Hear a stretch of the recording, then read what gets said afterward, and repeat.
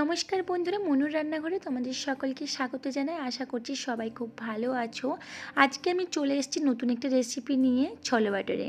ছোলে বাটারে বানানোর জন্য প্রথমেই যেটা করেছি, পুরো রাত্রি ধরে ছোলাটাকে ভিজিয়ে রেখেছি। যদি কেউ রাত্রি ধরে ভেজাতে ভুলে যায় তা 3 থেকে 4 ঘন্টা আগেই ভেজালেও চলবে, কিন্তু গরম জলে ভেজাতে হবে। এরপরে ভালোভাবে ধুয়ে নিয়েছি। ধুয়ে নেওয়ার পরে আমি প্রেসার কুকারে সিটি ফেলে নেব। মোটামুটি 8-10টা ভালোভাবে যে সেদ্ধ হয়ে যায়। যেহেতু আমি বেকিং সোডা দিচ্ছি না এখানে, বেকিং সোডা দিলে ভালোভাবে সেদ্ধ হয়, আর এটাও ভালোভাবে সেদ্ধ হয়, তোমাদেরকে দেখাচ্ছি। এখানে আমি দিয়ে দিলাম দারচিনি, নুন দিয়ে সেদ্ধ করে নেব। অন্যদিকে আমি নিয়ে নিচ্ছি টক দই 3-4 চামচের মতো, আর তারপরে নিয়ে নেব সুজি। আর সুজি মোটামুটি নিচ্ছি 4-5 চামচের মতো। তো সুজি নেওয়ার পরে নিয়ে নিচ্ছি এখানে নুন 1 চিমটে, আর নিয়ে নিচ্ছি চিনি মোটামুটি 1/2 চামচের মতো। এটা পরিমাণ মতো, যে যতটা নিচ্ছ ময়দা ঠিক সেই রকমই নিতে হবে। তো আমি এখানে চিনি, নুন আর এখানে নিয়ে নিচ্ছি দই আর সুজি। এটাকে মেখে 10 থেকে 15 মিনিট রেখে দেবো। 10 মিনিট রাখলেও ঠিক আছে, আর 15 মিনিট রাখলেও ঠিক আছে। তো এটা রেখে ঢাকা দিয়ে মোটামুটি 10 মিনিট পরে আমি আসছি।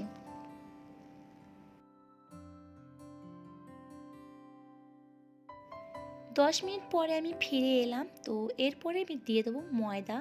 ময়দা দিয়ে ভালোভাবে মেখে নিতে হবে। এটা পরিমাণটা যে যেরকম নেবে, মোটামুটি আমি টক দই এখানে 3-4 চামচ নিয়েছি, সুজিও নিয়েছি 3 চামচ 4 চামচের মতো।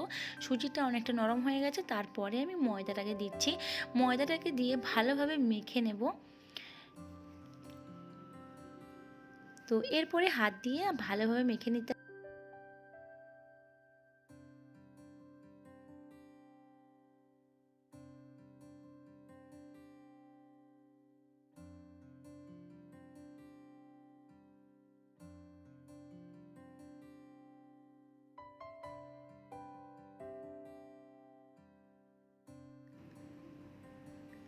মোটামুটি মাখা হয়ে গেছে, এটাকে ঢাকা দিয়ে রেখে দেবো 3-4 ঘন্টা। হাতে কম সময় থাকলে 2 ঘন্টাও কিন্তু মিনিমাম রাখতে হবে। আর অন্যদিকে আমার এটা সেদ্ধ হয়ে গেছে, আর এরপরে দেখে দিচ্ছি যে কতটা ভালোভাবে সেদ্ধ হয়েছে। এখানে আমি বেকিং সোডা ইউজ করিনি, তারপরেও দেখো কত সুন্দর ভালো সেদ্ধ হয়ে গেছে। এখানে বেকিং সোডা না ইউজ করলে হয়, কিন্তু সিটিটা 2-4টা বেশি ফেলতে হয়।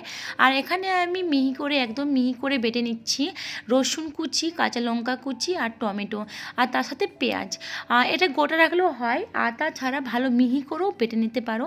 এখানে আমি কিন্তু একদম মিহি করে বাটছি না, যাতে গ্রেভিটা একটু সুন্দর হয়, ওই জন্য আমি একটু বেটে নিলাম।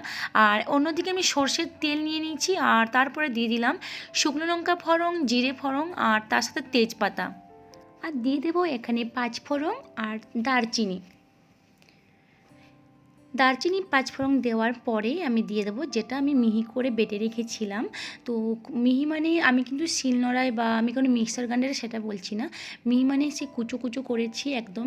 তো ওইটা ভালোভাবে যেটা করে রেখেছিলাম, তো ওটা দিয়ে দিলাম।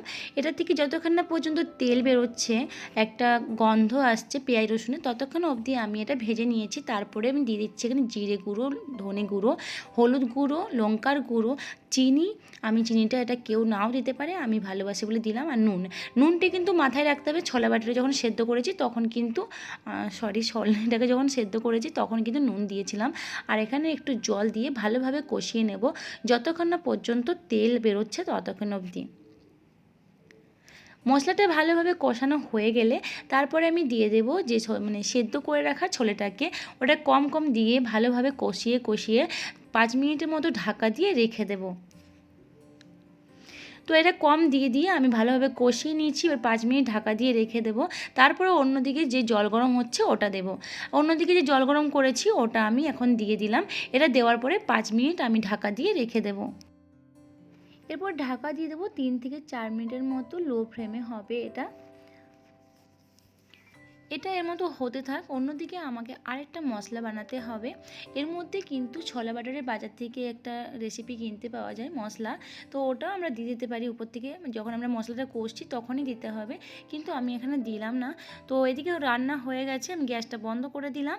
অন্যদিকে আমি নিচ্ছি এখানে 1 থেকে 1.5 চামচের মতো ঘি, আর তার মধ্যে রসুন কুচি, আদা কুচি আর কাঁচা লঙ্কা আর কস্তুরি মেথি আমি এখানে নিচ্ছি উপর থেকে। নিয়ে ভালোভাবে গ্যাস বন্ধ করে এটা ভেজে নেব, আর তারপরে ছোলা বাটাটা যেটা হয়ে গেছে ওর উপর থেকে ছড়িয়ে দেব, আর তারপরে ঢাকা দিয়ে দেবো 5 মিনিটের মতো।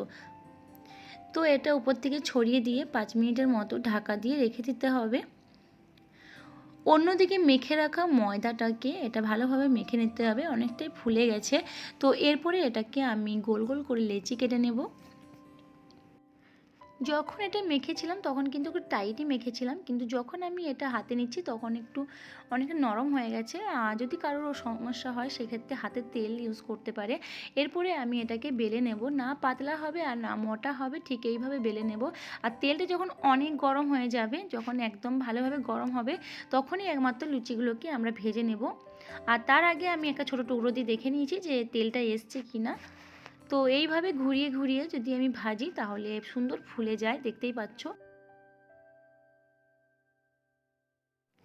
এইভাবে প্রত্যেক কটাকে আমি ভেজে নেব, একদিকে বেলে নেব আর অন্যদিকে ভেজে নেব।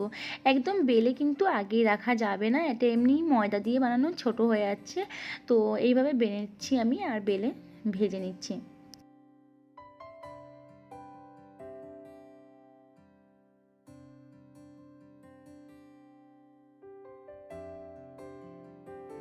তো দেখলে তো কত সহজেই হয়ে গেল ছোলে বাটুরে। আমরা বাইরে কেন খেতে যাব, এত যখন বাড়িতে এত সুন্দর করে বানাতে পারি। আর বাড়িতে অবশ্যই এটা বানিয়ে খাওয়াবে। আর কেমন লেগেছে, বাড়ির লোকেরা কি বলল, সেই অ্যান্সারের আশায় আমি কিন্তু কমেন্ট বক্সে কমেন্ট করে অবশ্যই জানাবে। তার আশায় আমি কিন্তু ওয়েট করব যে তোমাদের বাড়ির লোক কি বলল খাওয়ার পরে, আর তোমাদের কেমন লেগেছে অবশ্যই অবশ্যই কমেন্ট বক্সে কমেন্ট করে জানাবে। তো আজকের এইটুকুই রেসিপি ছিল। কালকে একটা সুন্দর রেসিপি নিয়ে আসার চেষ্টা করব। এর সাথে আমি পেঁয়াজ আর কাঁচা লঙ্কা দিয়ে পরিবেশন করব। আর তোমরাও এরকম সুন্দর করে পরিবেশন করে বাড়ির লোকে খাওয়াও।